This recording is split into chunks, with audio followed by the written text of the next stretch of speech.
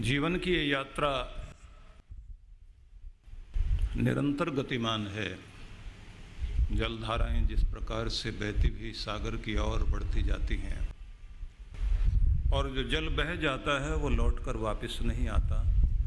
सांसों के सरगम जो हमारी चल रही है, ईश्वर की व्यवस्था भी कुछ ऐसी है जो श्वास गया आ रहा है तो नया श्वास आता दिखाई देता है।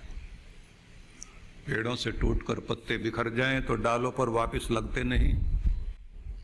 समय हाथ से निकल जाए तो फिर वापस आता नहीं। क्षणभंगुर जीवन का बहुत सारा भाग तो जीवन की तैयारी में ही व्यतीत हो जाता है। जीवन के प्रबंधन में भी हम अपना समय बहुत सारा लगा देते हैं। फिर अपनों के लिए, स्वजनों के लिए व्यवस्था, प्रबंधन सब करते करते हाथ से उम्र निकल जाती है और फिर दिखाई देता है बीमारियां। और क्रम है बीमारियों का, कौन सी बीमारी ले जाए अपने साथ यात्रा पूरी हो जाए नहीं कहा जा सकता। तो इस जीवन में मूल्यवान आपका समय है और आपकी बुद्धिमत्ता इसी बात में है कि अपने समय को कैसे व्यवस्थित करोगे। आज टाइम मैनेजमेंट पर बड़े काम हो रहे हैं और अगर आपको समय प्रबंधन आ जाए, आपके ग्रंथों में तो लिखा है कि प्रबंधन यही है, ब्राह्मे मूर्ते बुद्धेत, ब्रह्म वेला में जागृत हो जाए। ब्राह्मे मूर्ते बुद्धेत धर्मार्थ चानो चिंतित, दो ही चीजों का चिंतन करें, धर्म का और अर्थ का। भौतिक अभौतिक दोनों उन्नतियों के विषय में चिंतन करें। फिर आगे लिखा काय क्लेशाश्च तन्मूलान, शरीर के रोग और परिवार के क्लेश, उलझने, उनके मूल कारणों पर भी चिंतन करना। फिर आगे कहा वेद तत्वार्थ में च, पवित्र ग्रंथों में जो संदेश है जीवन के लिए उस अर्थ को भी चिंतन करो कि जिससे तुम्हें ये समझ आए जीवन कहां से चला और कहां तक पहुंचे। सीधा सा निर्देशन ये है कि जीवन की शुरुआत प्रत्येक दिन जागृति से होती है, जागने से होती है और सुषुप्ति पर जाकर, सोने पर जाकर आपके जीवन का प्रत्येक दिन पूर्णता हो या कहें अवसान होता है। इन 12 घंटों में आपको एक व्यवस्था करनी होती है जिसमें आप प्रभात में उठकर सबसे पहले ये मंगल कामना करते हैं परमेश्वर से कि प्रभु आपकी कृपा से आज का दिन, आज का अवसर मुझे प्राप्त हुआ, आभारी हूं। और ये आपका जो भी कुछ वरदान देन मुझे मिली, मैं सब के लिए आपको धन्यवाद देता हूं और आपके नाम से आज के दिन की शुरुआत करता हूं। मेरे संपर्क में आने वाले लोगों को मेरी शिष्टता का परिचय मिले, मधुरता का परिचय मिले। मेरे साथ व्यवहार में, संपर्क में जो भी आते हैं उनसे मैं मनुष्य के नाते व्यवहार करूं, पशुता के नाते नहीं, और हो सके मेरे अंदर की दिव्यता प्रकट हो। मुझे आशीर्वाद दे कि मेरा दिन यादगार बने और प्रत्येक कर्म में मैं तुम्हें भूलूं नहीं, मेरे अंग संग रहना। मैं अपने कर्तव्यों को पूर्ण करूं और आपके प्रति भी जो मेरा कर्तव्य है उसे भूलूं नहीं। दिन की शुरुआत करता हूं तेरे नाम से, मुझे आशीष दे। यहां से यात्रा प्रत्येक दिन की शुरू होती है और जैसे ही समापन होता है प्रत्येक दिन का, तब उस परमेश्वर की अनंत कृपाओं को याद करते हुए हम कहें कि मेरी बुद्धि कुछ कहती है, मन कुछ कहता है, मेरी आदतें कुछ कहती हैं, मैं करना चाहता हूं कर नहीं पाता, चलना चाहता हूं चल नहीं पाता, फिर भी मैंने कुछ कोशिशें की, कुछ अच्छा करने की, कुछ गलतियां हुई, अपनी गलतियों के लिए क्षमा याचना करता हूं।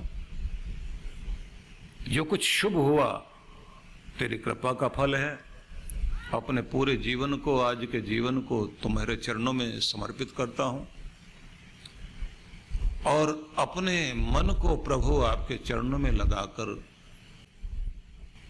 तुम में लीन होना चाहता हूं, तुम्हारा नाम जपते जपते शांत होना चाहता हूं और उसके बाद अपनी सारी चिंताएं, उलझने भगवान के चरणों में अर्पित कर दें और कह दें कि फिर कल अवसर मिलेगा, तुम्हें प्रणाम करते हुए जागूंगा और तुम्हारे निर्दिष्ट पथ पर फिर से चलूंगा। ध्यान रखिए, इस पूरी सृष्टि में खिलते हुए फूल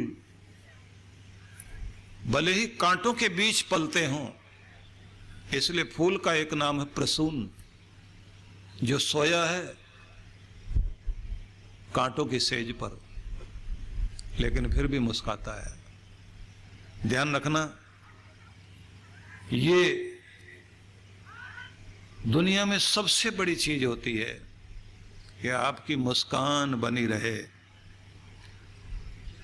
कहते हैं कि प्रसन्न चित्त बनने से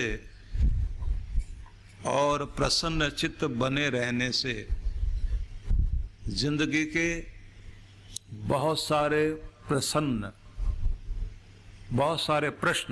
प्रसन्न चित्त रहने से जिंदगी के बहुत सारे प्रश्न अपने आप समाप्त हो जाते हैं यदि आप खुश रहें, खुश रखें और खुशियां बांटते रहें।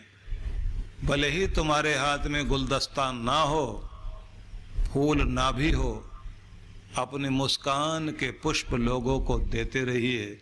ये स्वागत का सबसे बढ़िया तरीका हो सकता है। चेहरे पर मुस्कान लेकर जब आप किसी का अभिनंदन करते हैं, निश्चित रूप से वो 1000 गुलदस्तों से बढ़कर है। हाथ में गुलदस्ता भी हो और आप अंदर से जले भुने हुए हों तो आपका गुलदस्ता भी किसी काम का नहीं है। लोग आपके उपहार नहीं, आपके प्यार को महत्व देते हैं। इसलिए याद रख लीजिए कि जब भी कोई फूल खिलता है तो उसके अंदर एक ऐसा प्रेम होता है, अद्भुत प्रेम, कि जिसे देखते ही आपके चेहरे पर भी मुस्कान आ जाती है। इसलिए पूरे संसार भर में पुष्पों को इतना महत्व दिया गया, सजने सजाने से लेकर एक दूसरों के लिए खुशियां भेंट करने तक और भगवान का अभिवादन और अभिनंदन करने के लिए, पूजा पाठ करने के लिए जिस चीज का प्रयोग हम लोग करते हैं वो केवल मात्र पुष्प ही होते हैं। इसलिए लोग कहते हैं कि खुशी से बढ़कर दुनिया में कोई खुराक नहीं है, इससे बढ़कर के कोई टॉनिक नहीं है, और तनाव और जलते भुनते रहने से बढ़कर के कोई रोग नहीं है। 70% बीमारियां तनाव के कारण आती हैं। इसलिए ये पूरी कोशिश कीजिए कि प्रेम से भरे रहें। प्रेम वाला व्यक्ति मुस्कुराता रहेगा। कोई आदमी बहुत गुस्से में हो और मुस्कुराए, संभव नहीं है। दुखी व्यक्ति मुस्कुराए, संभव नहीं है। अगर आपकी जिंदगी में प्रसन्नता बनी रहती है तो प्रसन्नता को देखकर प्रसन्नता अपने आप जागती है। और प्रसन्नता अकेली नहीं रहती, प्रसन्नता खिलती है और खिलखिलाती है, दूसरों को साथ जोड़ लेती है। इसलिए रोता है आदमी अकेला, हंसते हैं सब साथ।